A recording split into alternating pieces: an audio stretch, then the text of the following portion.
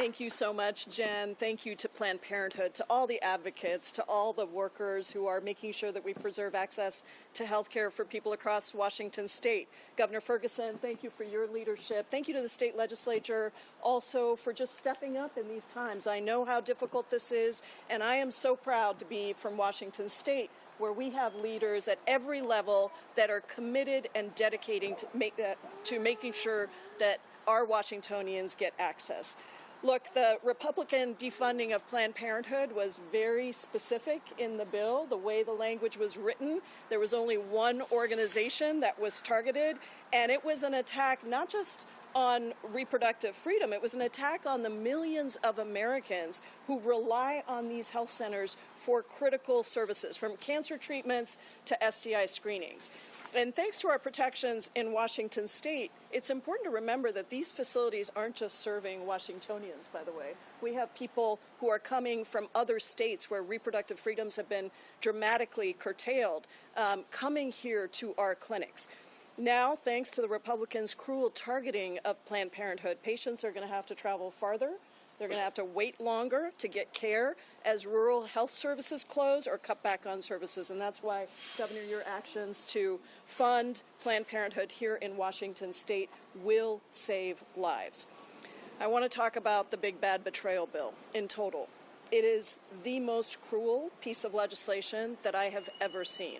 It is the most detrimental bill that I have ever seen in my time in Congress that will affect everyday people's lives on every level. There's so much in this bill, it's actually difficult to figure out what exactly to focus on, but I do want to say that it will leave Americans sicker and poorer. That's the bottom line.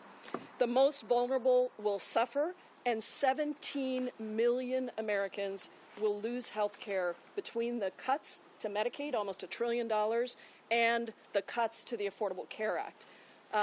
Here in Washington state, as the governor said, more than 300,000 Washingtonians stand to lose their insurance.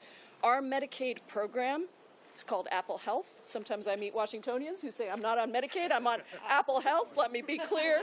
It's great branding from the state. We have good communicators, but Apple Health is Medicaid. And thanks to the big bad betrayal bill, our state will lose up to between $31 and $51 billion over the next 10 years in federal Medicaid dollars. That jeopardizes the health care of 1 in 5 Washingtonians. At the same time, the big bad betrayal bill slashes about $300 billion in the Supplemental Nutrition Assistance Program. And for people who don't know what SNAP is, that is basic food for the hungry. And it's $2 a meal. That's all we give people on SNAP, but these are folks that are hungry in our state, across our country. Here in Washington, every single hungry Washingtonian family that relies on SNAP will see their benefits decrease, even as grocery prices go up. And 130,000 Washingtonians are estimated to lose access to SNAP completely due to so-called work requirements. And I put the air quotes around work requirements because it's important to know that what research has told us over a decade of research is that people who are on SNAP who can work are already working. And all these bureaucratic requirements do is kick hungry people off of assistance. The big bad betrayal bill also ends or limits dramatically the student loan repayment programs that Democrats worked so hard to put in place, leaving students and their parents on the hook for thousands more just to get an education. And it ends the clean energy tax credits that Democrats worked so hard to put into the Inflation Reduction Act, killing more than 1 million jobs and driving our energy prices up. So you have to ask yourself, why? Why do all of this? And let me be very clear. It is to deliver the largest tax break to the wealthiest millionaires and billionaires that we have ever seen. It increases the deficit by about $3.5 trillion, and it adds $5 trillion to the debt. It is, simply put, the largest transfer of wealth from working Americans and poor Americans to the very richest that we have ever seen. And the big bad betrayal bill makes our wealth and income inequality even worse in our already regressive tax state. The top 1% in Washington will receive an average tax cut of $90,000, while the bottom 20% will get $200 in 2026. Remember that the tax cuts for the wealthiest are permanent. The tax cuts for the very tiny tax cuts for the working class expire in 2 to 3 years, depending on which one we're talking about. So as working families, you are going to be paying more for health care, for food, leading to essentially a tax increase for most Americans. Trump and Republicans want you to accept crumbs while they give gold bars to the billionaires. And that's why every single Democrat in the House voted no, and it's why this bill is incredibly unpopular.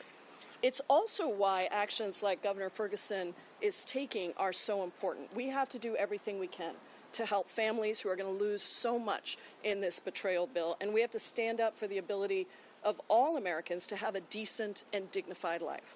And I promise you that as difficult as this seems, I am not backing down from a fight.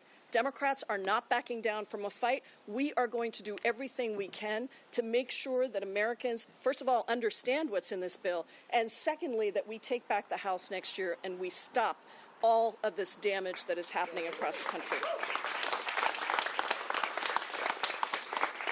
I've had the great honor of meeting with constituents across our district and the frontline advocates that are providing services to people, and I'm proud to be joined today by two incredible advocates who are going to share their stories of how this big bad betrayal bill affects them. Becky Bisbee is a board member at the ARC of King County and at Work, a supported employment agency. She's the mother of an adult daughter with significant intellectual and developmental disabilities who is on Medicaid. Carmen Smith is the executive director of the White Center Food Bank, and both Carmen and Becky stand to be deeply impacted, and I'm just so grateful that they are willing to share their stories and the stories of those they serve today. I'll turn it over to Becky first.